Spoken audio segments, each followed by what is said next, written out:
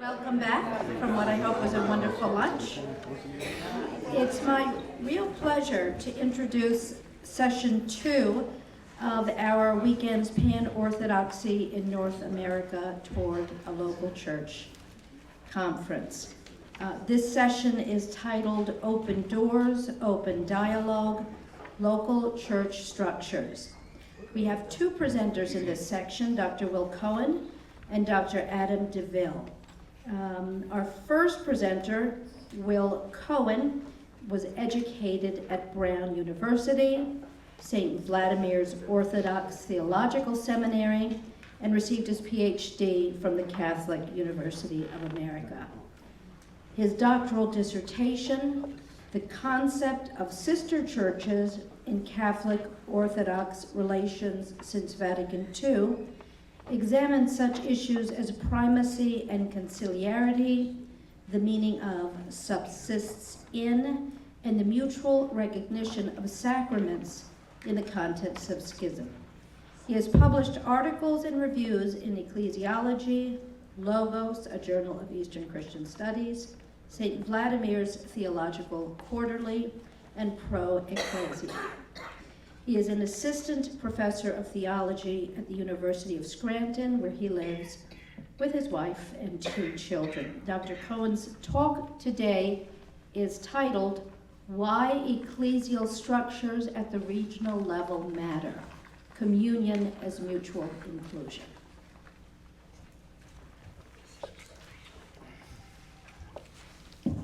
Just a little note in light of something that Father Radu said this morning. Can you hear me okay?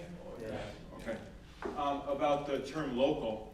I'll be using it in my paper to refer generally to the most local, the diocesan level, and we'll use the term regional to refer to the larger ecclesial grouping.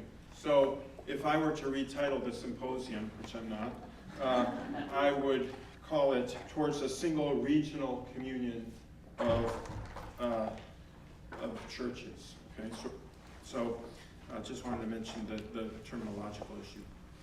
In response to a question perhaps a little too crass for his taste, Father Alexander Schmemann is said to have once said, speaking of orthodoxy, "We don't have a theory of apostolic succession, we just have it." Something similar might be said of regional centers of Christian unity. We, the Orthodox, don't have a lot of reflection on regional church structures, we just have them, and always have had. Those who have given more thought to the ecclesiological significance of the regional level turn out to be Roman Catholics. Roman Catholics, one could almost say, don't have regional ecclesial structures, they only have a theology of them. I say almost because, of course, de facto, the Roman Catholic Church does have regional groupings of local churches, even if many Roman Catholics might like them to be given more definition. Their thinking about regional centers of Christian unity has yielded over the past couple of decades a compelling body of work. The aim of my paper is to elucidate some key elements of this theology of communion at the regional level in the shape it's been given by several Catholic writers, and as something that goes to the very heart of the matter of the church, the nature of the church, Given that the question of regional ecclesiality is much controverted in Catholic circles and has great ecumenical importance, it will be enough if in what follows the issue can be shown to have some real theological grounding. An insight of the German Catholic theologian Hermann Pottmeyer expresses well the basic thesis. The local church cannot effectively be a local church without the support of the regional communion of local churches. Communion among the churches, he adds, can only succeed if it is regionally organized.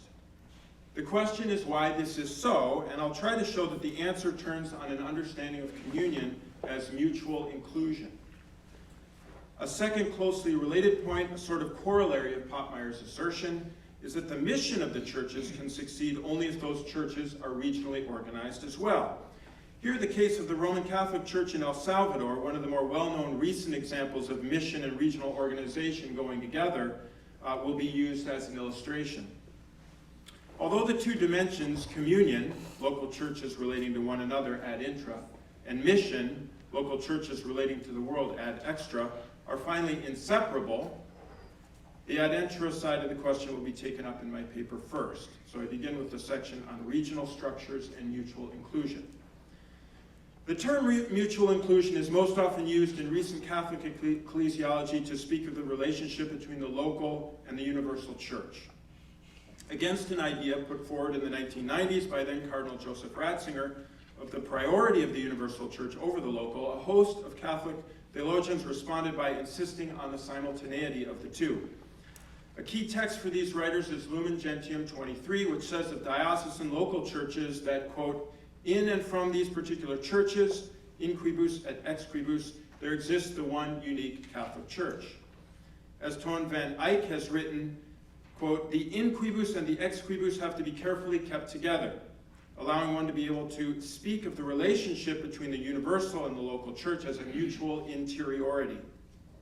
Cardinal Walter Casper, in his public response to Ratzinger, similarly wrote that, quote, according to the teaching of Vatican II, the local churches and the universal church exist in one another. The discussion becomes much more interesting, however, once the notion of mutual inclusion is used to describe the relationship not just between the local church and the universal church, with the latter considered as a somehow distinct reality of its own, but between each local church and the universal church understood instead as all the local churches in communion. In an important essay on the subject, Joseph Komanczak makes use of several remarks of Pope John Paul II that envision communion between each local church and all the others as mutual inclusion. Where Komanczak first quotes him on this issue, John Paul makes reference to the special Christian experiences which the particular churches are having in the socio-cultural context in which each is called to live. John Paul then points out that these special experiences of particular churches, and here I'm going to quote him at length, must not be lived in isolation or independently of the lives of the churches in other parts of the world. To constitute authentic experiences of the church, they must in themselves be synthesized with the experiences which other Christians, in touch with different cultural contexts, feel called to live in order to be faithful to the demands that flow from the single and identical mystery of Christ. In fact, among the individual particular churches, there is, he writes, an ontological relationship of mutual inclusion. Every particular church, as a realization of the one Church of Christ, is in some way present in all the particular churches in which and out of which the one and unique Catholic Church has its existence, quoting again Lumen Gentium 23. He concludes, this ontological relation must be translated on the dynamic level of concrete life, if the Christian community does not wish to be in contradiction with itself. The basic ecclesial choices of believers in one community must be able to be harmonized with those of the faithful in the other communities in order to allow for that communion of minds and hearts for which Christ prayed at the Last Supper. Now, where do regional structures come into all this? Well, the process of harmonization that John Paul II alludes to cannot be one that occurs instantly and simultaneously between each diocese and all others throughout the world. Each is not related to all in the same way, or perhaps better to say, not at the same rate. Neighboring dioceses within the same cultural, political milieu will normally become present to one another sooner than will dioceses geographically and culturally distant. Pottmeyer's framing statement quoted earlier, communion among the churches can succeed only if it is regionally organized, may begin to be seen as having an ineluctable logic when viewed in terms of the concept of communion as mutual inclusion. This same language of mutual inclusion is used by Hervé Legrand to challenge what he calls the juridical conception of collegiality in which the universal church is an immediate reality. Legrand writes that to adopt an ecclesiology of communion is to affirm and put into practice a mutual inclusion among local churches.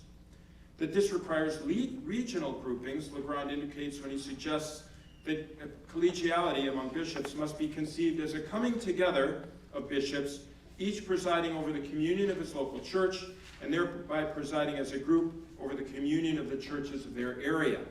One thus encounters, he concludes, the grouping of regional churches as the unquestionable framework of activity for bishops.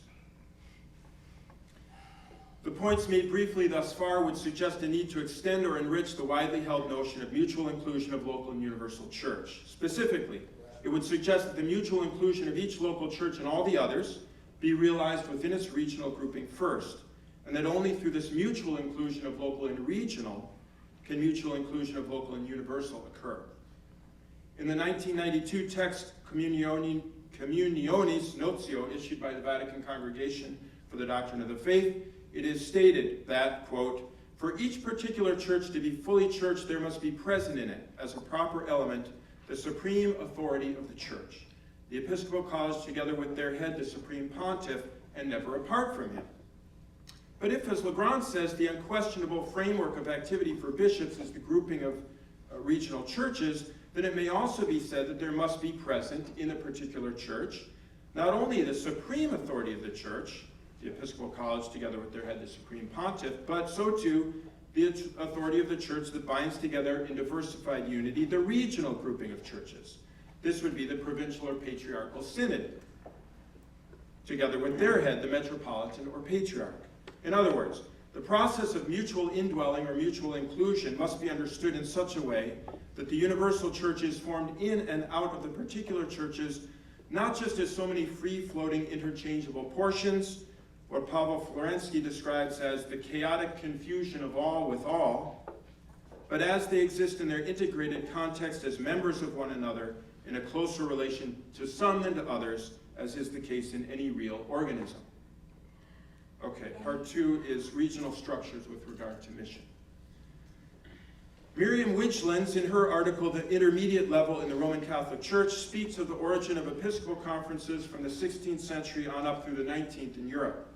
They are, she writes, in a way, the result of the development of national states, the rise of social movements, and the need felt by the bishops to discuss the new situation with all the bishops of their nation, because they saw that the issues they had to address would require that they had to present themselves as one partner in dialogue with the government, and that they could not enter into such discussions effectively as individual bishops. The 2007 Ravenna Statement of the Joint International Commission for Theological Dialogue between Catholics and Orthodox likewise draws the connection between the regional sphere and mission. I'm quoting Ravenna. Since the Church reveals itself to be Catholic in the synaxis of the local church, this Catholicity must truly manifest itself in communion with the other churches which confess the same apostolic faith and share the same basic ecclesial structure, beginning with those close at hand, in virtue of their common responsibility for mission in that region which is theirs. Kamanchek explores the interrelationship between mission and communion when he takes up again the point of John Paul II about the special Christian experiences churches undergo each in their context. Kamanchek wants to say that there are no Christian experiences that are not special in this sense, that is, that are not contextual, specific to a human and cultural milieu. Dr. Buteniev was getting at this earlier this morning. He writes that when John Paul II spoke of the mutual inclusion of each local church with all the others, quote, the comparison is not between special Christian experiences and some unitary universal experience, but between the special experiences of one church and those of all the others. All of them attempts to be faithful locally to the demands that flow from the single and universal mystery of Christ. Budding writers wishing to learn the craft of fiction or autobiography are often told that the more rooted in particulars their narrative is, the more universal it is apt to be.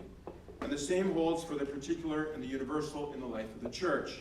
There is no unitary experience of Christ in the world, only particular experiences by entering far enough into which the universal mystery may be seen. This calls to mind a remark that in another context might have been the dullest of cliches, but that to the mind and heart of a seminarian such as I was hit like a revelation, coming as it did from the lips of someone as profoundly formed by the church as the person who spoke it was. Be yourself, was all he said, at a moment when I badly needed to hear that. The corollary on the level of ecclesiology is expressed by Kamanchek when he speaks of the historical self-project of each church in its context, and writes of the missions in the plural, the missions in which the local churches realize themselves. And he elaborates, quote, it is indeed possible to speak of a single mission of the church, but the one mission is undertaken only within the specific missions of the particular churches. The realization of the specific mission in two different historical circumstances always involves a new, original, and unrepeatable experience, precisely because it is the encounter not between gospel or charism and mankind in general, but between gospel or charism and the concrete, particular, pre-existing subjectivity of these men and women here and now. The idea is for every church to be itself, not in isolation or opposition to others also being themselves, but in communion with them. A communion, however, which is not immediate but requires continual and intentional exchange and mediation. While no local church can find its way to being itself apart from the others, neither can any of the others know for certain, not without taking great care and time to enter far into the particulars of its experiences, whether it is truly living up to its calling to be itself, to realize its historical self-project or not. In reading the pastoral letters of Archbishop Oscar Romero of El Salvador, one of the most striking things one sees is how often he didn't know what to do next. Saturated in the tradition of the church and in the social teachings of the Catholic magisterium through which he interpreted the world around him as it unfolded, he also found the unfolding of the real events around him to be the lens through which to understand his tradition's real meaning. None of this was possible without a spiritual struggle that demanded everything of him. Nor did he presume to undertake the struggle as though it were his alone and not that of the entire archdiocese, to whose members he constantly turned in consultation and in open admission of his lack of mastery over the bewildering circumstance they faced together. Romero had been strengthened incalculably by papal encyclicals, but it's noteworthy that the ecclesial choices made by Romero were misjudged, as today most observers would agree, by the man who during Romero's last years occupied the seat of the bishopric of Rome, and whose poignant observations about special Christian experiences and communion as mutual inclusion my paper has sought to highlight. It's well known that on Romero's last visit to the Vatican, he was sharply rebuffed by John Paul II, and only a little less well known that John Paul seems to have made up his mind to remove Romero as archbishop just prior to Romero's assassination in March 1980. Among many examples of how center of church unity in between the strictly local diocesan level and the universal level of the church played an indispensable role in the mission of the church in El Salvador, perhaps none was more dramatic in its impact than the single mass Romero called the entire archdiocese to attend at the cathedral in San Salvador the Sunday after news had spread throughout the country of the killing of a well-known priest, Father Rutilio Grande, along with a young boy and an old man. Romero ordered all other masses throughout the archdiocese canceled, and the result was a mass celebrated by 150 priests and upwards of 100,000 people attending. In his book, A Gathering of Memories, Family, Nation, and Church in a Forgetful World, Charles Pinches notes that Archbishop Romero issued this order of the single mass in the face of the expressed opposition of the nuncio, the papal representative of the archdiocese. Pinches then observes, "We typically think of church as both local and universal, on either side of the middle space generally occupied in our modern times by nation. In ordering the single mass, Romero stepped into this space to the discomfort of both the papal representative and the national government. The effect of the move was to elevate the deaths of Father Grande, the young boy and old man, to the level of representation. The remembrance of their lives and murderous deaths was a way to tell and remember the people's sufferings, which had been going on for years throughout the country under the repressive governance and economic repression of the privileged few. In this dramatic move, Romero signaled to his people that he would not let that part of the story remain untold." Though in one sense it's merely to state the obvious, it's important for our topic to point out that the papal nuncio was not the archbishop. He didn't have the same relationship to those within the archdiocese that Romero had, didn't know them as Romero did, had not shared their sufferings and joys in the same way. The nuncio didn't and couldn't know the story as Romero knew it. Nations, writes Pinches, can neither control nor exclusively negotiate the stories that rise up within them.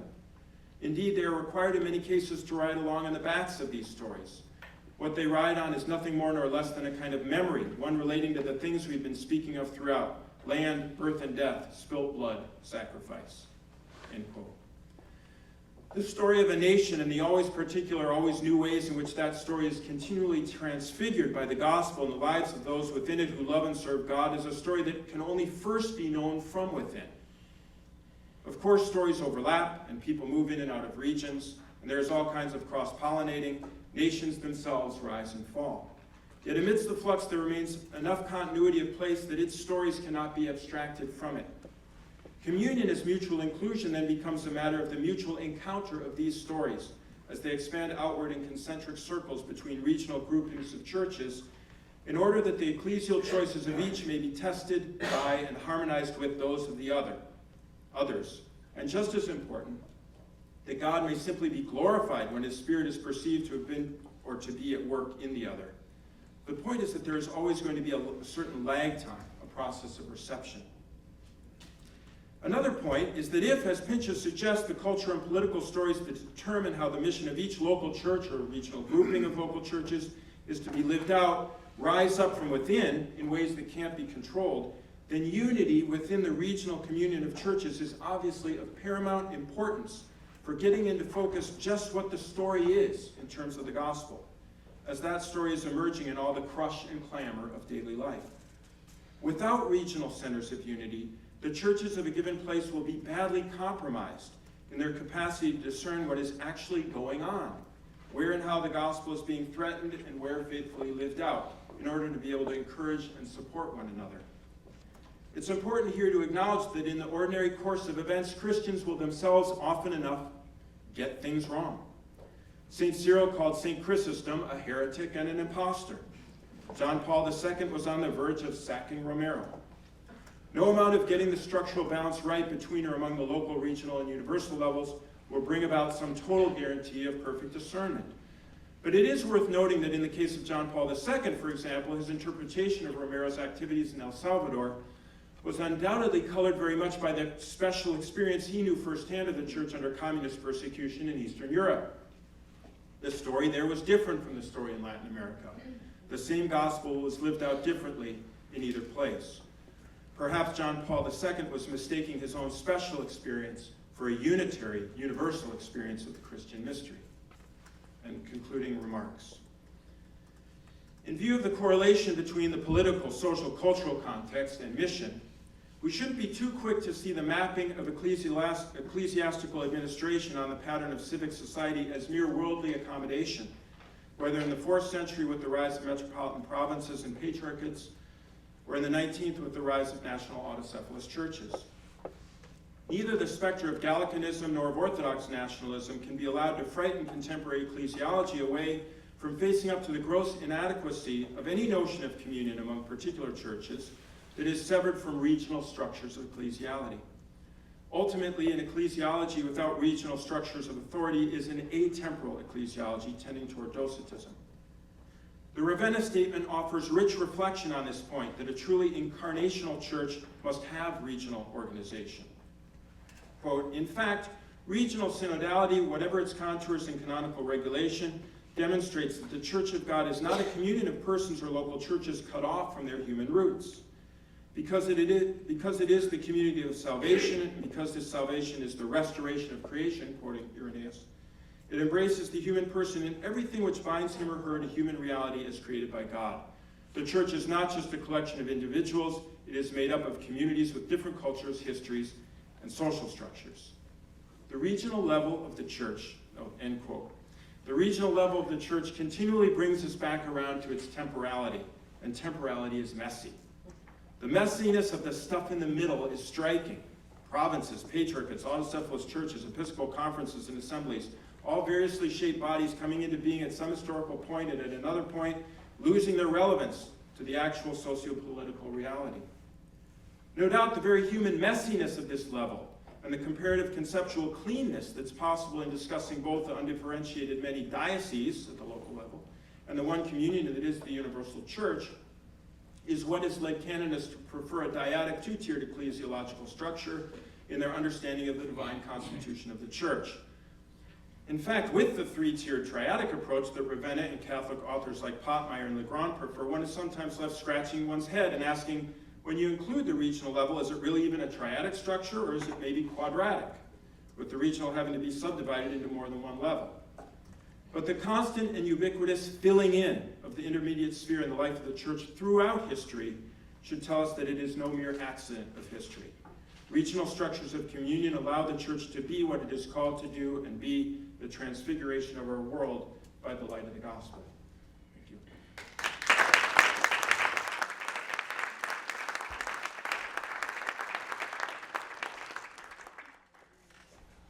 Thank you so much, Professor Cohen. And I have the pleasure now to introduce Dr. Adam DeVille, Assistant Professor of Theology at the University of St. Francis in Fort Wayne, Indiana.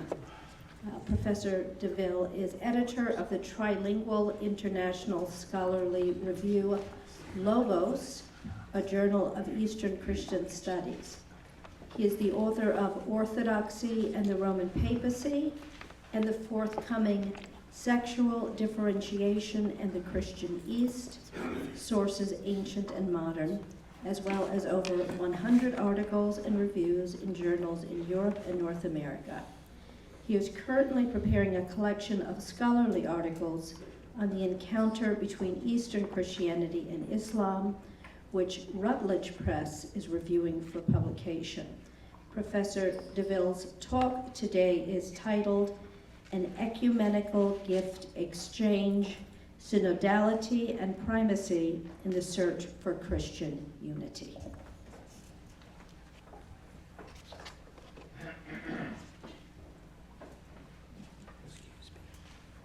Thank you. I want to begin with a thought experiment this afternoon.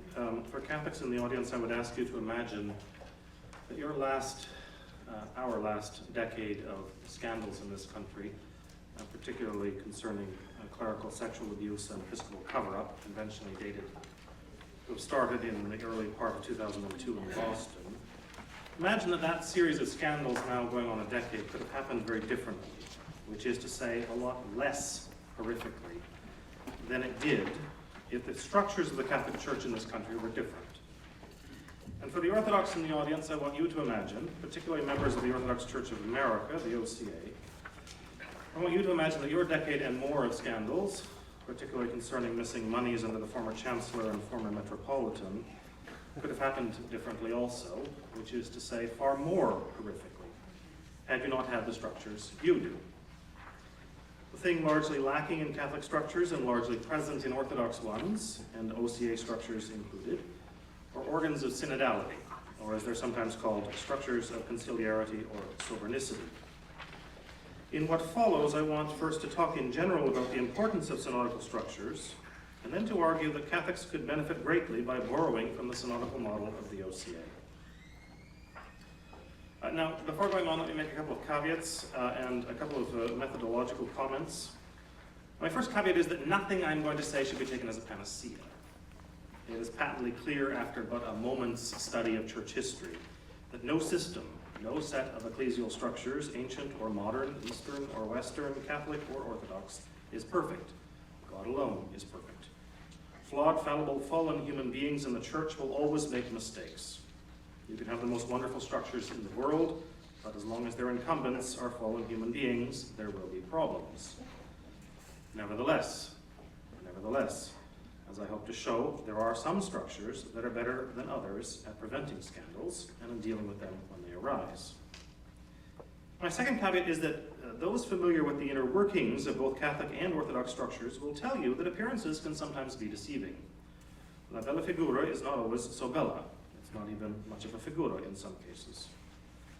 In Orthodoxy, there can be, and certainly in history have been, instances of a centralizing, monarchical, quasi-papal control that have obscured or obliterated synodality, even while maintaining such names as Permanent Synod, Holy Synod, or Synodal Sendemusa. So there should be no romanticism here about Orthodox structures. But in the main, they are more synodical, and I think that is a very good thing. On the Catholic side, there are very few instances in the modern world of real synods. There are, however, two institutions that have vague resemblance to synods.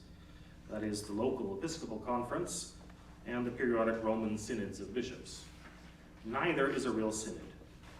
Both are a good start towards real synods in the Latin Church today, but both crucially lack substantial legislative and administrative authority, and neither has electoral or juridical power.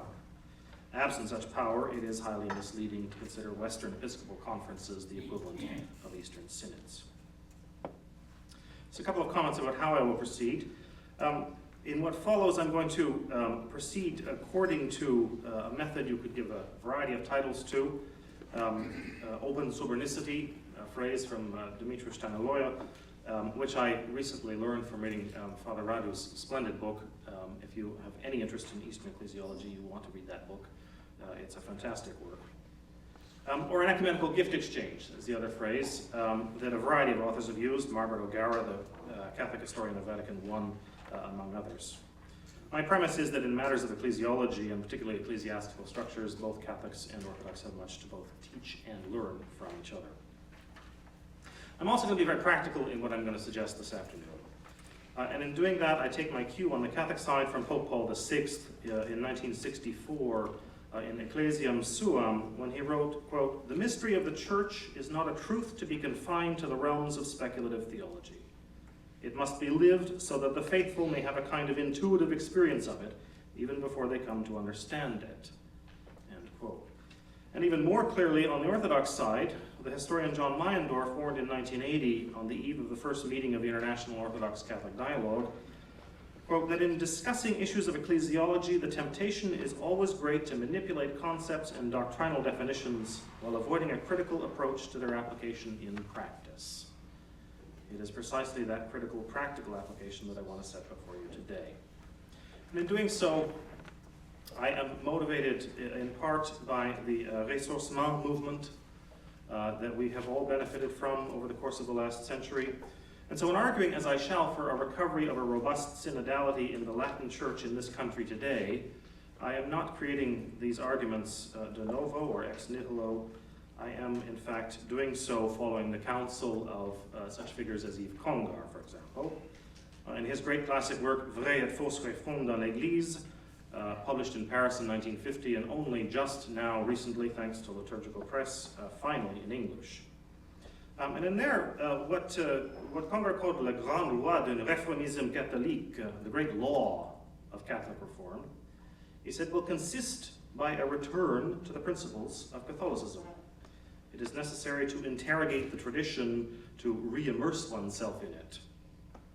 And if we do precisely that, we discover within the tradition of the Catholic Church an enormous history of local synodality, currently missing in much of the Roman Church today. I will not go into that history. I cover it in my book, Orthodoxy and the Roman Papacy. It's there in great detail if you want to read it.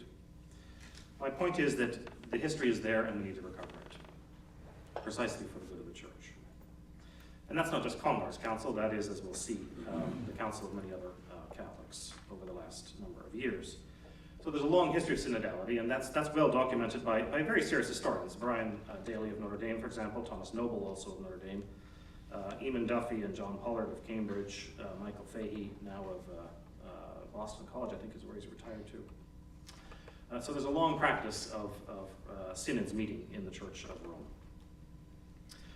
More recently, there have been a long list of Catholics who have argued for a recovery of the practices of synodality. Again, I review them in detail in the book. Just to mention their names, among others, Timothy Cardinal Dolan, the current Archbishop of New York, John Quinn, the retired Archbishop of San Francisco, Patriarch Maximus IV, the Melkite Greek Catholic Patriarch of Antioch, the great Byzantine liturgical historian Robert Taft, and the late Ukrainian Catholic Metropolitan of Canada, Maxim Hermaniuk. These, among others, have all argued that the Catholic Church very much needs robustly synodal structures today. But the first person to set this whole discussion in motion, this whole trajectory, was none other than Joseph Ratzinger himself. In a series of articles, interviews, and books from 1964 down to 2002, Ratzinger decried what he called, quote, the extreme centralization of the Catholic Church. He went on to advocate for regional synodical governance by saying, quote, someday perhaps Asia and Africa should be made patriarchates distinct from the Latin Church, end quote. As recently as 2002, he frankly admitted that, quote, there is no doubt that we need such supra-regional associations, which then can take over some of the work from Rome, end quote. Now, since that interview in 2002, he's mitigated his views to some extent, but he's never retracted his larger argument in favor of the creation of patriarchal institutions in the Latin Church, notwithstanding the deletion of the title in 2006, which I've treated in a couple of articles and in my book. That was a very bizarre decision that I don't think the rationale for which was ever well articulated, as I've argued elsewhere. But I don't think to respond to the person this morning, I think it was Father Rado, who that is necessarily a sign of increasing papal control. I tried to interpret it hopefully as Ratzinger saying he was going to start to implement what he'd argued since 1964. But we haven't seen that yet. It's been 6 years since that decision was made, and we've really seen nothing since, so we have to wait. So why am I talking about synods? What do they do? Why are they important? Why have them at all? There are, of course, many reasons, but there are two that I want to highlight. The first is theological, and the second is more practical or administrative. The theological rationale for synodality has, I think, been best articulated in several places by John Zazoulis, who argues that, quote, the synodal system is the sine qua non conditio for the Catholicity of the Church, end quote. In 2003, he went on to argue that synods without primates never existed in the Orthodox Church, and this indicates clearly that if synodality is an ecclesiological, that is dogmatic necessity, so must be primacy, end quote. So he goes on to argue then that synodality is the means by which we're able, in ecclesial structures, to give some manifestation to the balance in the church that is supposed to mirror the balance between the persons of the Trinity, between the oneness of the divine nature and the diversity of the divine persons. The second and more mundane rationale for synods comes precisely from their usefulness in the life of the church. Synods, broadly speaking, help ensure good governance by drawing on a wide range of people and giving them input. Broadly speaking, all extant synods in both Orthodox and Eastern Catholic churches have three responsibilities: election, coordination, and discipline. Each of these three, I argue, if lived today in the United States, in the Catholic Church here, would go some way towards cleaning up the Roman Church today and restoring some credibility to it and to its hierarchs. Each of these three, I think, would also be regarded by all Orthodox as welcome developments and clear signs that the Catholic Church is open to learning from Orthodox synodal structures and practices. A development that would go in itself some way towards alleviating Orthodox anxieties about the papacy. Anxieties captured in David Bentley Hart's memorable phrase that the papacy is merely the advance embassy of an omnivorous ecclesial empire. Election. The election of bishops. There is absolutely no convincing theological reason whatsoever that lay people and parish clergy should not be involved in episcopal elections. There is none. Now, the idea of lay people or even parish clergy voting for bishops causes, as I know from personal experience, some curialists to collapse on their fainting couch with a bad case of the vapors. But in so doing, they are simply estranged from their own much vaunted motto, "We think in centuries here." If the members of the Roman Curia did indeed think in centuries, they would know that many centuries ago, and for many centuries, the Roman bishop himself was not elected by an elite group of cardinals, but by a much wider body, not excluding lay people. Not always in the most edifying fashion, we have to admit, but nonetheless, they were involved. They would know also that lay and priestly involvement in episcopal election around the world has been the norm for almost all of history, both East and West, and remains today the norm for the 23 Eastern Catholic churches in communion with the Bishop of Rome. These 23 churches are typically structured synodically and enjoy powers of self-governance denied to Roman Catholics. Most Eastern Catholic bishops are elected by their brothers in a synod, not appointed by Rome, and are held to account by that synod and its head, the Patriarch. And so my question is, if regional and synodical governance is permitted and practiced by Roman Catholics, why is it denied to our by Eastern Catholics rather, why is it denied to our Roman brethren? And if you know the history, you know that this current Roman monopoly on episcopal appointments, as John Pollard and Eamon Duffy have made clear, and Peter Norton and Joseph O'Callaghan in this country, it's a singular practice less than a century old, coming in officially only with the 1917 Pio Benedictine Code of Canon Law. One should note that in all of the relevant documents and decrees of Roman councils and popes from Vatican I onward, treating both the papacy and the episcopacy, there is not one theological argument in favor of the Roman monopoly on episcopal appointments. There simply could not be such an argument. And so this monopoly has the appearance of being, in Duffy's memorable phrase, a coup d'église. The one who is to be head over all should be elected by all. No one should be made a bishop over the unwilling. That's a quote not from some addle-brained hothead in the 1960s, but no less a person than Pope Celestine I, in office from 422 to 432. Now, let's be clear, episcopal election doesn't guarantee any better bishops, as we all know. But it at least gives local people a say in the selection of their leaders. A say that is likely to produce better candidates than those who are supposedly vetted by an understaffed office thousands of miles away in Rome. And it also gives them a greater role in holding those bishops to account. And that, it seems to me, is precisely what made the last decade of sexual abuse scandals so very difficult for so many Catholics. The abuse in itself was horrific, but the cover-up and the lack of accountability by bishops, none of whom were deposed from office for incompetence or criminal collaboration, that was the real scandal for some. And so that brings us to the second point that synods often do, and that is discipline. Having elected a bishop, a synod can discipline him or depose him from office for serious offenses, including sexual abuse or covering the same up.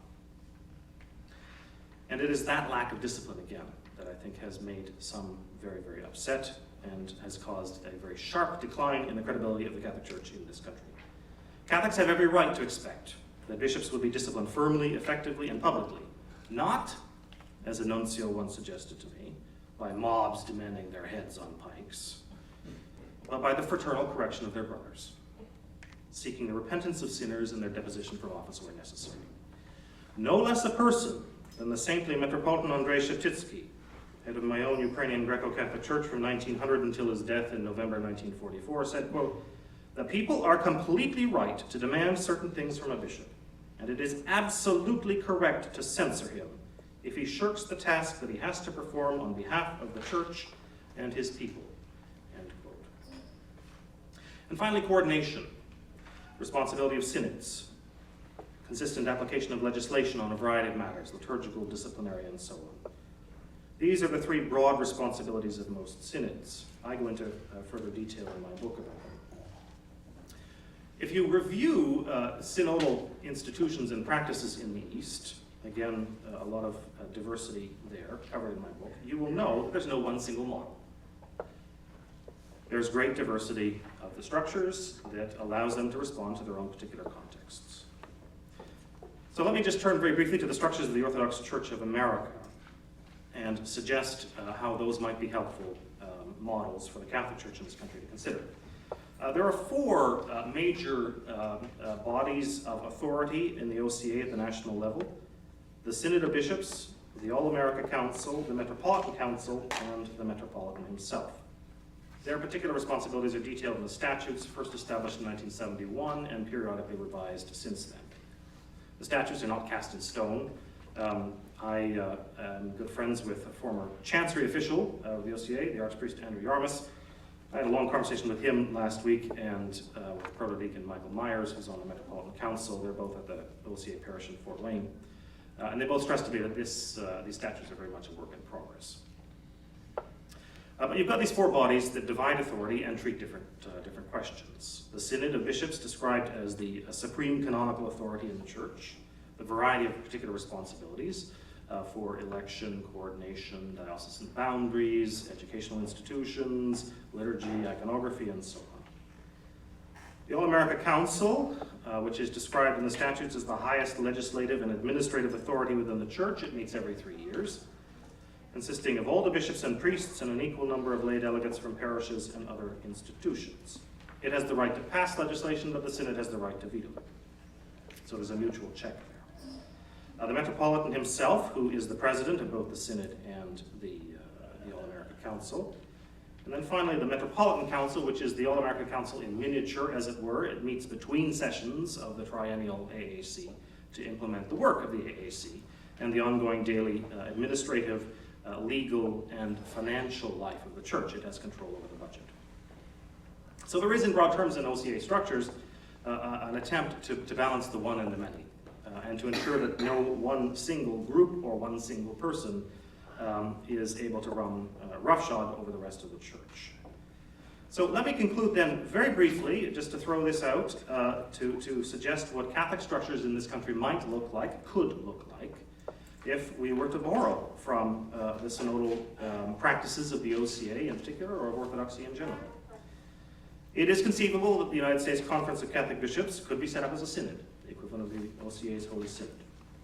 All bishops meeting with legislative authority to decide comparable matters for the church in this country, the election of bishops and their discipline, diocesan boundaries, liturgy, and so on. It is also conceivable that the All-America Council could be on the Catholic side, as Professor Wood said this morning, a provincial or a plenary council. There are historical examples of those, not recent. Such a council in this country might be logistically difficult to pull off, at least if we were to follow the OCA's delegated representational system, simply by virtue of size. There are so many more Catholics in this country than members of the OCA. But that's a practical matter that I think is not insurmountable by any means. The Metropolitan Council could have its equivalent on the Catholic side, again, as a body that meets between the larger provincial or plenary council to continue its work. And the OCA Metropolitan, I would argue, could in fact, on the Catholic side, have an American patriarch. There's no reason, there's already metropolitans in Latin structures in this country today. And I think following Ratzinger and others, whose argument I outlined in the book, there's no reason why we couldn't in fact have an American patriarchate set up with a synod and these other bodies that would act in liaison with other patriarchs around the world. So let me just conclude by noting that none of this is a panacea. I'm throwing this out as a proposal for people to think about. And I also want to stress that the beauty of the East is there's no one model that one has to slavishly copy. There are a diversity of structures to meet particularities of one's context. But Catholics can and should learn from Orthodox ecclesial structures and experiences of synodality, not only for potential internal Catholic benefits, but also as a way for Catholics to show Orthodox that we are indeed sister churches, with more than a passing resemblance to each other in structural form.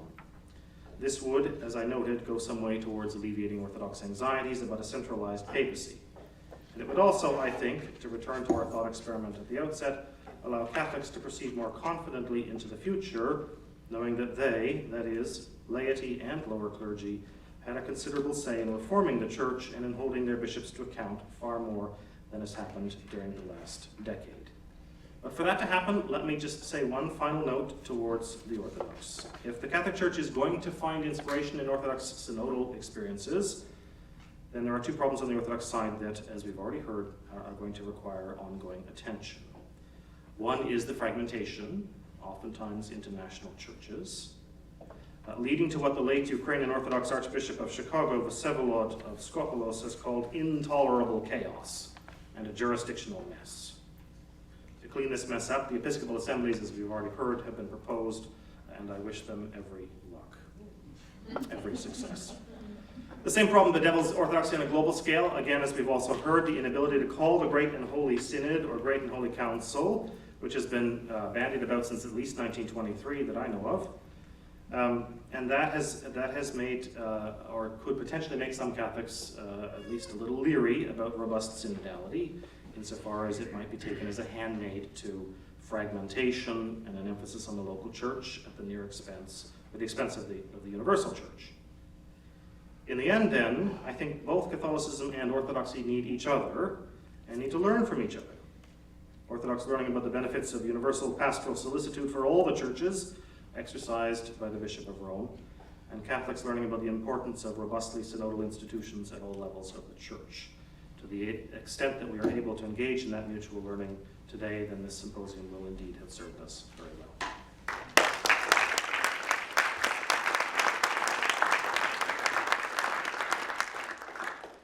Thank you both so much. What wonderful presentations. I invite our speakers now, if they wish, to respond to each other's presentations with questions or comments. And after that, we turn the floor to the audience for questions that you may have for our speakers. Thank you so much for two wonderful papers. Let's see if these are turned on. Yeah. Should we go in? Whatever you prefer. Should I ask you? It's fresh in my mind. Well, I think we may have solve the problem of the Great and Holy Council, because Orthodox will only have to hear of the American Catholic Patriarchate coming along to immediately convoke a Great and Holy Council. Actually, I'm intrigued by this and think that even to be thinking along those lines opens up really interesting ecumenical possibilities. And one thing I wanted to ask in light of our conversation this morning about the jurisdictional sort of questions in North American Orthodoxy, and it may be asking you to draw too finely detailed a portrait of the American Catholic Patriarchate you kind of envision, but how would the Eastern Catholic structures sort of work within that, or do you have any thought on that? Yeah, thank you. I had in initially and then took out for reasons of length a comment along those lines, because again, I find great inspiration in the OCA model with its so-called ethnic dioceses, which I think was an attempt to deal with precisely that question. Maybe not as successfully as was originally envisaged, but I think that was definitely a very noble attempt to try and come up with a solution to that problem. I think something similar could work within the Catholic experience. It already does work to some extent. There's a small Russian Catholic chapel in New York that I go to every time in the city. St. Michael's is on Mulberry Street, down in what remains of Little Italy in Manhattan.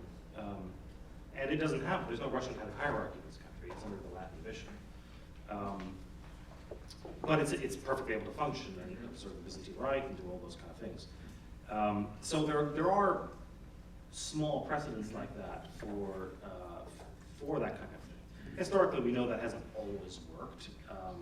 Alexis Toth is a good example of that. But I think where the will is there, it's conceivable that something similar to the OCA structures could function. One of the things you said towards the end of your paper, I was really cheering, and I thought we need to hear this again and again and again. If I'm paraphrasing you correctly, that regional structures are not optional in history, and I think Catholics really need to hear that because whenever the Catholics have discussed regional bodies, patriarchates or metropolitans or synods or whatever, oftentimes the rejoinder from those of a very traditionalist bent is that, well, that really has no standing. That's not part of the divine constitution of the church. It's the local bishop, the Bishop of Rome. Those are the two willed by God. The rest is all just, historical accretion that we can do away with, or we can tolerate. So I think it's really important to stress that there's never been a time where we haven't had these, and they've always been really important. So I was really glad to hear that. Yeah, this notion of taking up everything human, and that the human is not an isolated individual, but exists in community, in human community of all sorts, cultural, political. I do think, as I tried to bring out in the paper, that to suggest that because it's not unchangeable in its exact form, it's therefore dispensable, is really to risk a disembodied way and an atemporal way of being church.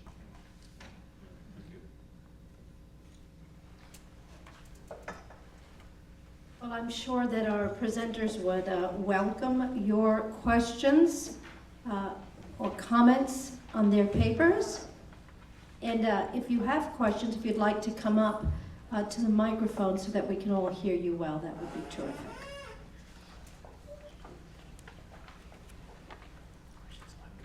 Anybody want to break the ice? Terrific, come on up.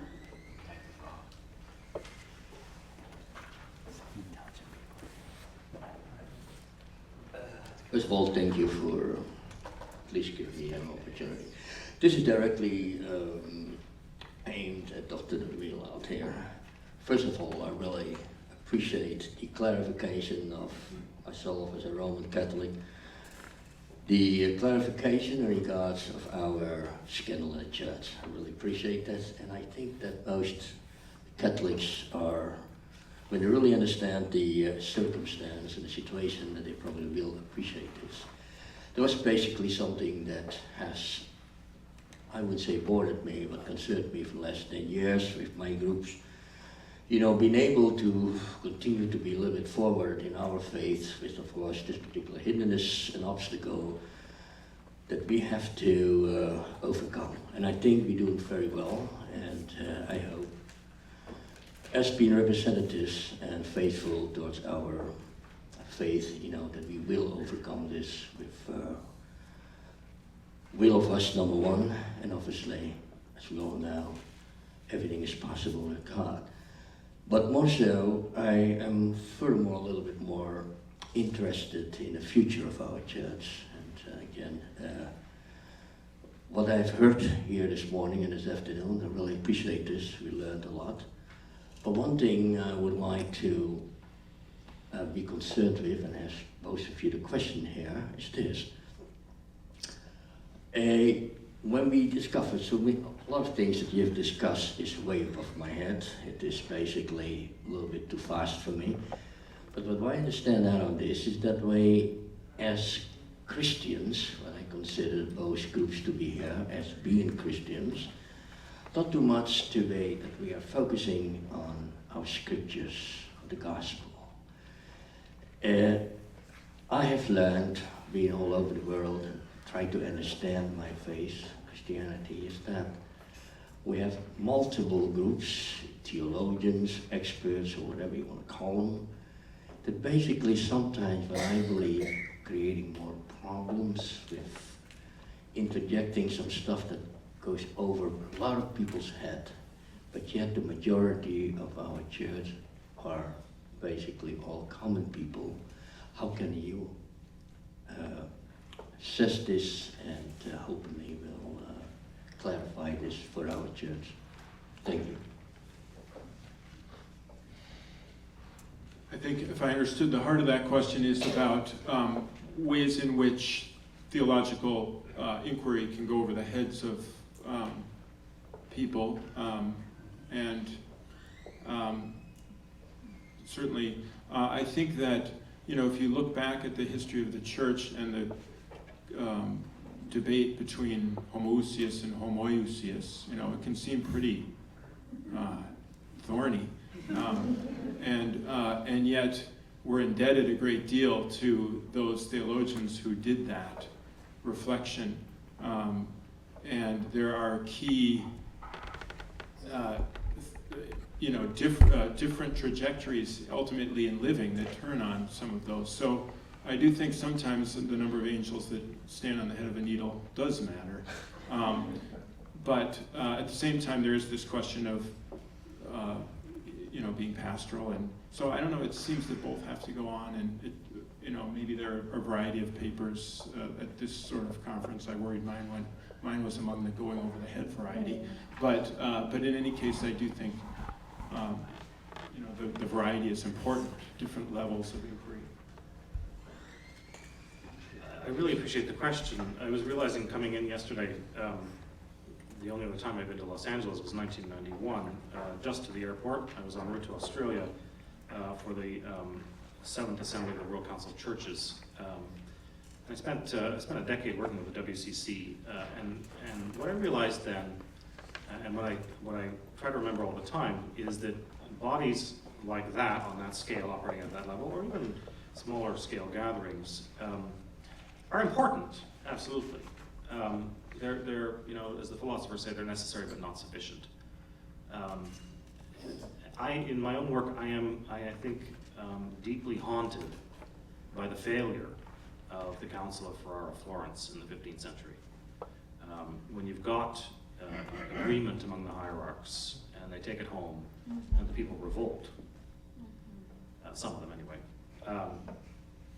And that's the last Council of Union between East and West. And so I've become more and more conscious over the course of the last couple of years that the intellectual work is of course necessary, but it's oftentimes at a very different level that union is going to happen, that unity is going to happen. I think, for example, that the late Pope John Paul II was very wise in insisting again and again and again, really from the first or second year of his pontificate all the way to the end, on what he called the healing of memories. Because I think for so many that's where it's at when it comes to the search for union. Filioque, I don't even know what filioque is, right? Now, and babes see who gets to do what. What does that have to do with me? But I remember when your grandmother, her church in that little Orthodox village in the homeland, wherever that is, was burned down by a Catholic. You know, that's where ecumenism lies for a lot of people. And I try to always remind myself of that we need to be healing those memories, we need to be building those relationships on a very practical level. Getting to know one another, having coffee. I mean, the most mundane things, but they're important. And to be doing that alongside the academic stuff, the intellectual work, and never without the two.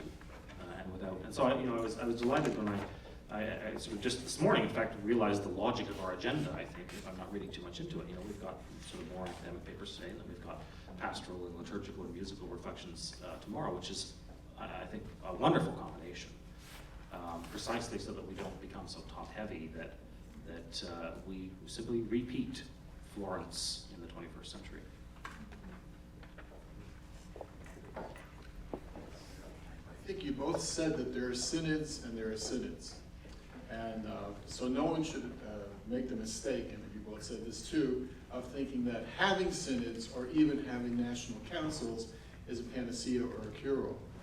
But one of the things that does set apart in the modern era this rediscovery of conciliarity is the Great Moscow Council of 1917 and 1918, which did the unheard of thing with both very progressive and very traditionalist members in that council, of saying that there was a place for everybody at these gatherings of the church, not just the hierarchs, the bishops, but also the clergy, the monastics, as well as lay representatives.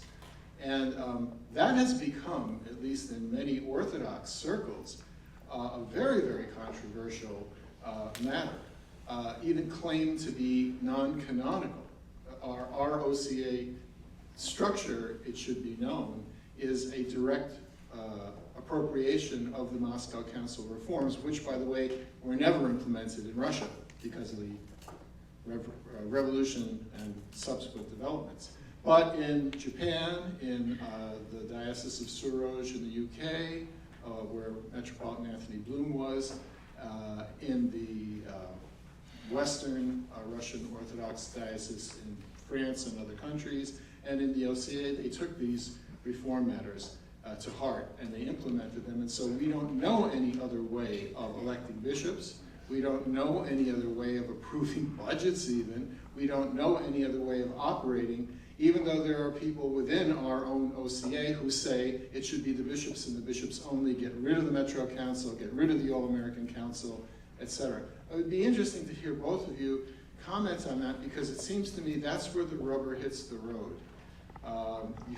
You said it very well that this could put Curia officials into a tizzy. Well, not just them, but lots of other people too. I'd like to hear both of you talk about that.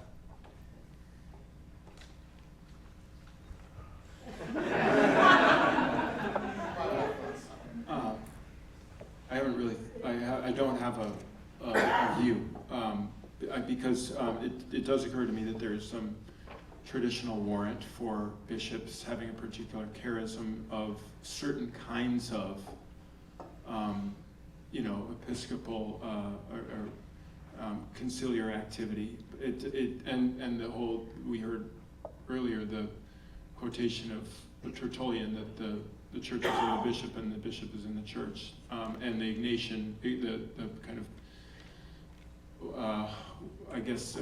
Metropolitan Callistos where accuses Metropolitan John Zazoulis of monoepiscopomania in his focus on the Ignatian, St. Ignatius's focus on the bishop as the one locus of unity and the embodiment, in some sense, or the personification of the church. So, yeah, there's all this stuff back there that seems to suggest there is some reason for these traditionalists to wonder about that. It seems that the big issue that Adam was raising in his talk, and that I think this must have arisen out of, is just what are the various ways we can ensure openness, and that we're not self-enclosed and that we're not hiding out. And I don't know, I mean, do you then, I mean, does crossing those orders and all of that, does that get at it? Maybe, I don't know. Adam, what do you think? No, I'm glad you raised that. When I was talking last week with Father Adam Yarmus and Father Deacon Michael Myers, they mentioned that there's still an ongoing tension, and that they named some names of people, current and retired bishops, who made that argument. Well, the bishops should decide it all. It's that simple. And you'll certainly find that on the Catholic side. I mean, I don't have the slightest hope that anything I've said today is going to be taken seriously by Catholics. I mean, I'm dreaming in Technicolor or whatever that phrase is, because there's a long-standing fear there. I mean, as I said, to even suggest that bishops could be elected. I did that in print about 5 or 6 years ago now, because there was a debate when I was studying in Ottawa. There was a debate in the local paper. The Anglican Bishop of Ottawa and the Roman Catholic Bishop of Ottawa were retiring in the same month or even the same week of each other. And so I wrote a little op-ed for the paper in which I said, the Anglicans have an interesting system of election. Maybe Catholics could take a look at that and learn something from it. And the then nuncio to Canada, a figure who has absolutely no ecclesiological standing whatsoever, and he's the representative of the Vatican City-State to Her Majesty's Canadian government, that's it, gets on the phone with my bishop and says, rein this guy in for radical ideas. So there's a very strong current there of resistance to that, and this sense that, of course we shouldn't have lay people involved. Of course the bishops should be deciding all these matters. I don't see that changing anytime soon, as much as some of us might like it to. I think you raise an interesting point. You can cite precedents of fathers and others who would seem to support the sort of more traditional angle of things. I think there are all kinds of examples of churches where lay people have been involved, and some of that work has been done. But I think you've raised an interesting point that I hadn't thought of, that maybe some of the actual theological groundwork is not as neatly laid as it could be in order to help people get their heads around this. I think it's easy to instinctively reject it and be able to cite some sources to do that. It's harder for people. I think the Catholic Church has moved some direction. Lumen Gentium's discussion on the people of God, I think, has at least opened that up. But it's, the document's now 50 years old, and it's just now, I think, it's starting to awaken that kind of reflection in people. And can I say one more quick thing? I mean, there's somewhere, Father Michael, you may know better than I, somewhere where Father Alexander Schmemann says in this kind of, it's sort of this unfathomable thing because of what's going on around him, but he says, I believe in the bishops. Do you know where that is? Oh, you have. I know where he says exactly the opposite of that. Okay. I think when he said that, he might have been being sarcastic. Yeah. No, not the one I'm referring to. Well, It was in spite of all. It was very sincere. In spite of all, he said, I believe in the bishops. well, he believed in the bishops, but if you know the history of his involvement with the Synod of Bishops, there was more than just belief. I mean, he actually, for the better part of 2 decades, sat with them in Synod as an advisor, and eventually was dismissed by them toward the end of his life because they decided they didn't want any more advice. So when he says he believes in them, yes, he believes in them, but he also says that the structure of the church is conciliar. And that if you only have, one part of the church standing out, making decisions, you don't have the conciliar shape. I guess that's where theologically I wonder, is that quite right to say only one part of the church? That the bishop is one part, and then the priesthood is another part, and then the laity is another part. I don't know, again, I need to think about it more, but that seems different from saying one portion in one place and another portion in another place.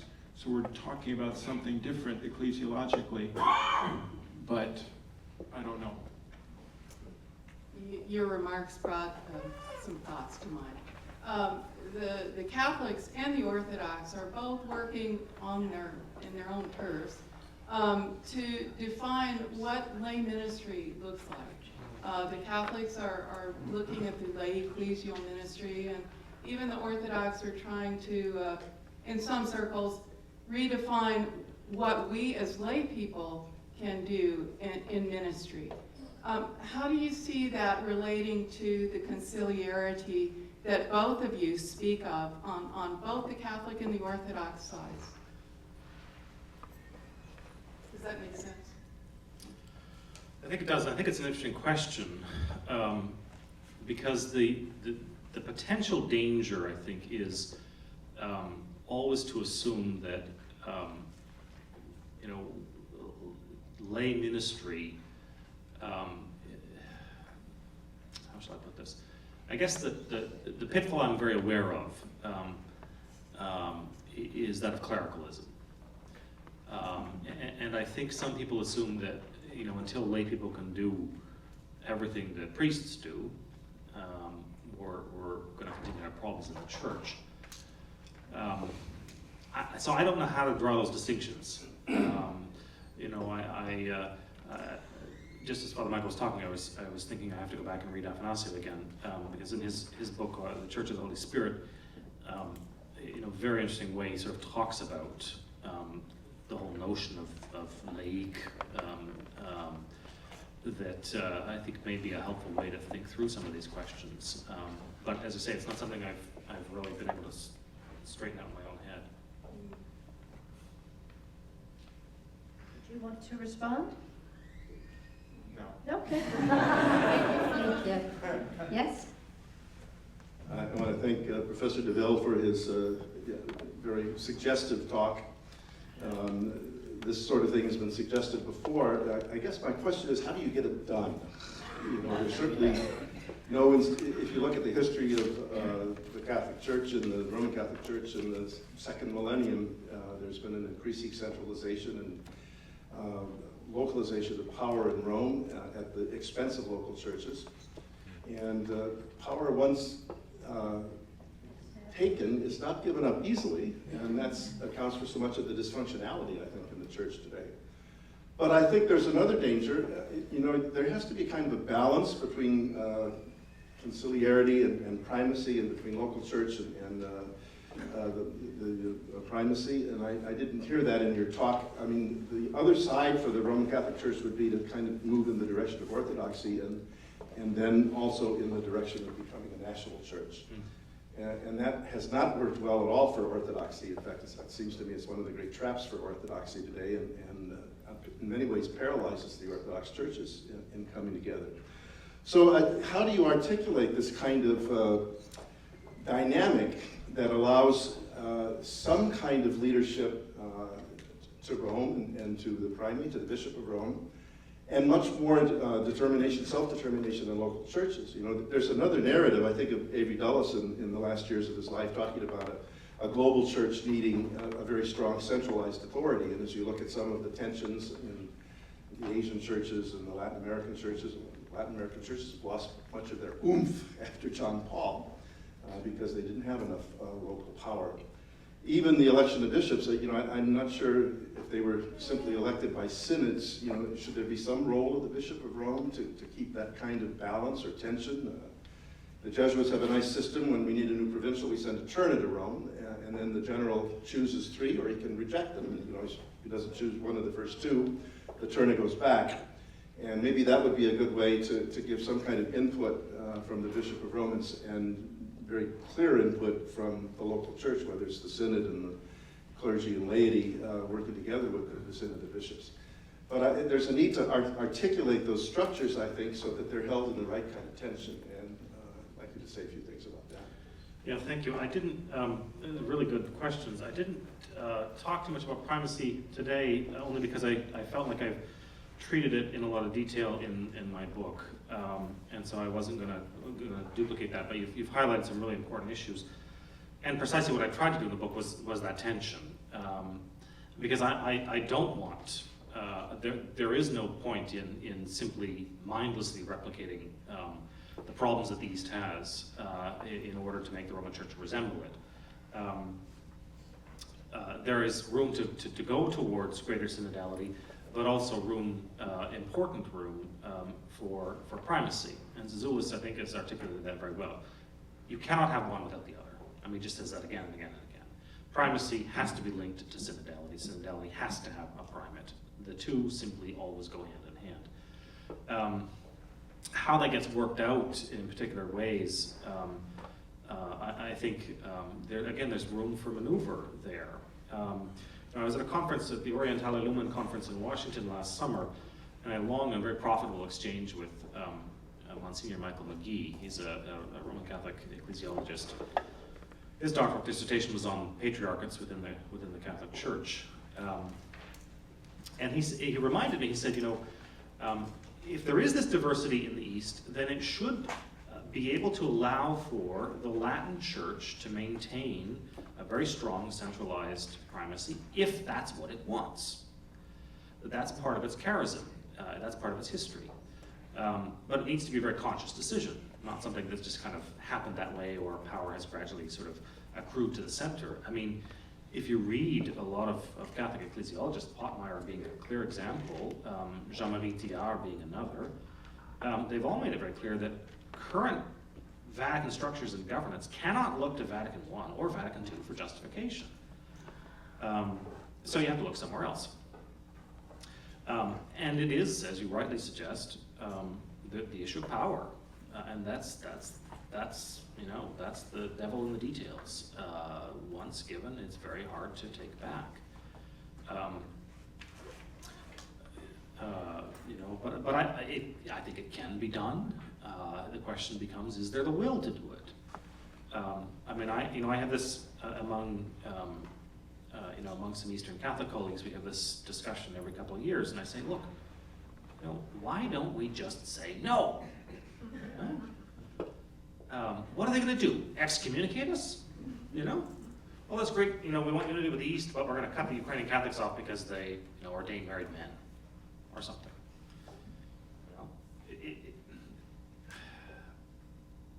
If people have the will, I think they can say, look, this does not, by right, belong to the center. That's not to say you want to gut the center, you want to gut Rome. No, I think I wrote an article a number of years ago on how Catholics could elect their own bishops while allowing Rome a say in that process. And there's a variety of ways you could set that up. And I think that's important. In fact, in the article, as I recall, I said, there are some churches that are too young to have that responsibility at this point. But for well-established local churches where there's no danger of political manipulation, they should be entrusted with the responsibility. If there's going to be a new version of the investiture crisis from the 11th and 12th centuries, then you probably don't want to go down this road right now. But if you've got a well-established local church that's able to function without political or government interference, why can't they be trusted with the responsibility for election and allow Rome to have a say? Rome would have a stronger say in places where the church isn't capable yet of that kind of election. So there are ways of balancing these things, and I think the balance is really important. A decentralized, extremely decentralized system will only, I think, replicate the problems we've already seen in the East, and an extremely centralized system, well, I think we're familiar with the problems of that. It's one of the great ironies, it's one of the great paradoxes.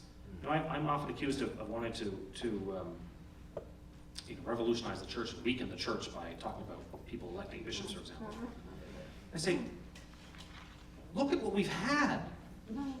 We've had this incredibly strongly centralized system, and what's it given us? So you're telling me that this is the answer? I mean, the logic just fails as far as I'm concerned.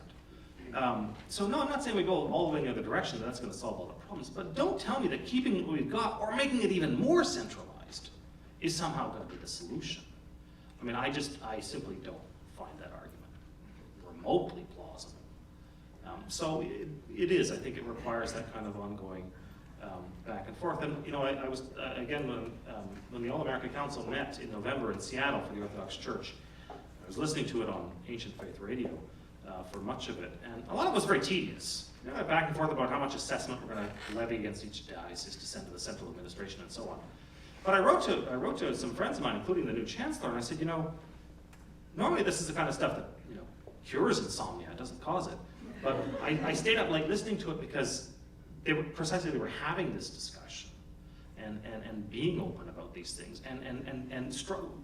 What I took away from it was, we're struggling to find ways to make this work in our own context. And I think that's true of all ecclesiological reflection. It's a messy work in progress. And we'll make some balances. Okay, we go this far, we discover, well, this doesn't quite work. We've become too decentralized, and we need to pull back and give more authority to the center. Or we've got way too much authority to the center, we need to give it out to the regions. And make those adjustments periodically if we are, in fact, a living body. And you know, not freeze things in time. Professor Cohen, did you care to respond? I don't think I can add a lot to that at this point. Thanks. Further questions? We still have a few minutes. Then perhaps I'll ask Professor Cohen a question. Oh, please. This is a question for Professor DeVille. You referred to the financial scandal of the OCA, and I wonder if you've evaluated the influence of OCAnews.org on what some Orthodox thought was a rather turgid sabor at the time, and what you think will be the effect on sovereignty of the OCA since the OCAnews.org has closed. That is, what role did it play? Would there have been a resolution of the financial problems without OCA News? In other words, what do you think the internet is going to do to the church? Right. It's an important question.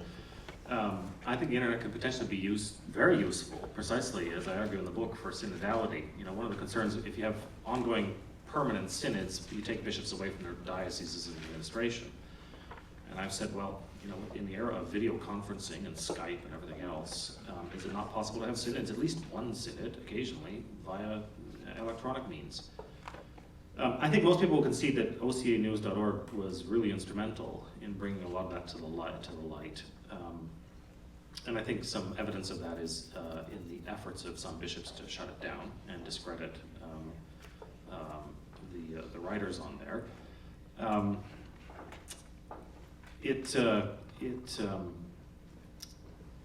So I think it played a role, and I think it was a helpful example of people taking responsibility and putting stuff out there. When I was talking to my friends in Fort Wayne in the OCA, particularly Michael Myers, who's on the Metropolitan Council, he really felt that the scandal was helpful in forcing the Metropolitan Council to really sort of, you know, to use your phrase, to be itself for the first time in its history, to sort of stand up and say, we have this role, let's do it. Let's stop overly deferring to the Synod of Bishops, and let's play the part that the statutes have given us to play, as difficult as that might be. So I think it was a helpful tool in prodding things along. There was one other thing I was going to mention that I've forgotten.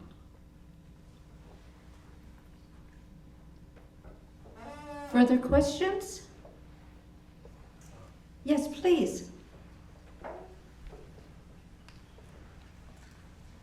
Hey, I'm from the Coptic Orthodox Church, and I'm glad that it was mentioned in the morning, the dialogue between the two families of Orthodox churches, the Byzantine and Russian, and the Orthodox Church of America on one side, and the Oriental Orthodox, which is represented by the Copts, the Armenian, and the Syriac, and Ethiopian, and etc., Indian.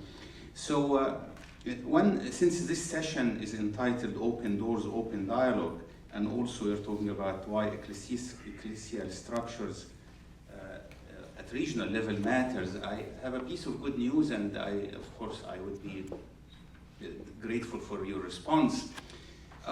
When the conversation between the two families of Orthodox churches, they made almost complete agreement, mutual agreement, but they couldn't come to the point of actualizing it in real life. So you cannot say it broke, it didn't break, it actually achieved the monumental historical level, but it was not able to actualize it. Except for the two patriarchs in Alexandria, the Coptic Orthodox Patriarch and the Greek Orthodox Patriarch of Alexandria, they made a historical agreement that I wish they did 15 centuries ago, which was to have mutual pastoral and Eucharistic acknowledgement and sacramental, especially to help mixed marriages between the two churches. And if you are not familiar with this, in Egypt and almost all Islamic countries, if two people marry but they belong to different denomination, Islamic law applies, not they're separate. So if a Greek Orthodox marries a Coptic Orthodox and they have a problem, divorce, etc., Islamic law applies, and there is a whole host of problems occur, including, custody of children, etc. There's so many problems. So the two patriarchs allowed mixed marriages to go one Sunday to a Greek church, receive communion, baptism, everything, and the next Sunday they can go to a Coptic church, the whole family, to receive communion, participate in the whole life of the church. And so this is a historical event that applies to all what we have been talking about this today. And sorry, I spoke too much, but would be interested in your response and the reflection on this, if you see it indeed a historical event.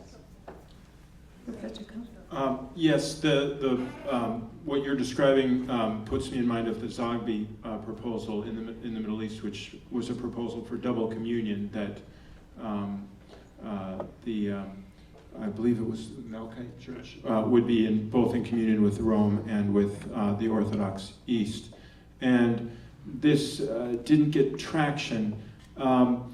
I think it comes back to the issue that was discussed some this morning in Dr. Wood's presentation and elsewhere about reception. What are the mechanisms for such things to be received throughout the Orthodox churches, and how is there a binding decision on that? So there's a certain kind of something approaching paralysis on issues of that nature.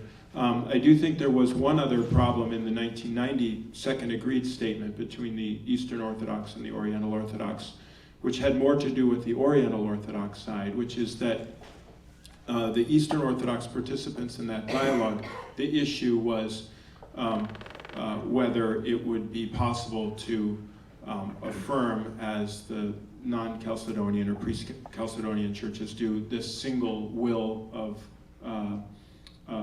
or single nature of Christ in both a human and a divine aspect. And the Eastern Orthodox saw the Oriental Orthodox formulation as okay. The Oriental Orthodox were more hesitant to affirm the Eastern Orthodox formulation at Chalcedon. And I think that had to do with a lot of political issues. The fact that the Eastern or the Oriental Orthodox had been sort of beaten up historically by the imperial, Byzantium. So there was more of a fear, maybe analogous to Orthodoxy's relationship to Roman Catholicism. But in any case, the smaller player there, politically speaking, I think was fearful of being affirming of the bigger.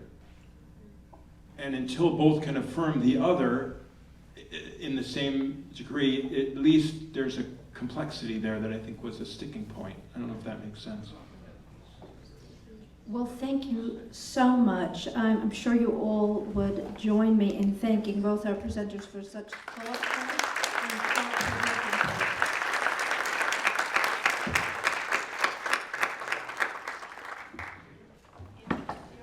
This brings us to the end of today's content sessions, but today is not over.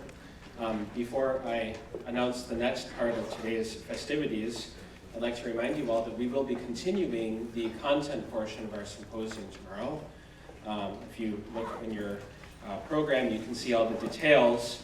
Tomorrow is, for all practical purposes, part 2, beginning at 9:30 with breakfast, morning prayer in the Catholic tradition at 10:10, and then 3 sessions on liturgical music, the situation of the parish, and social justice. So I invite you all back tomorrow, and lunch is included. So come back, free food is always good. And in that vein, with thanks to all of the presenters and to all of you for being with us today, we will now have a festive reception to which you are all invited. And again, that's outside in the atrium area, and if anyone has any questions in that location, they can ask. So thank you again, and we hope this continues.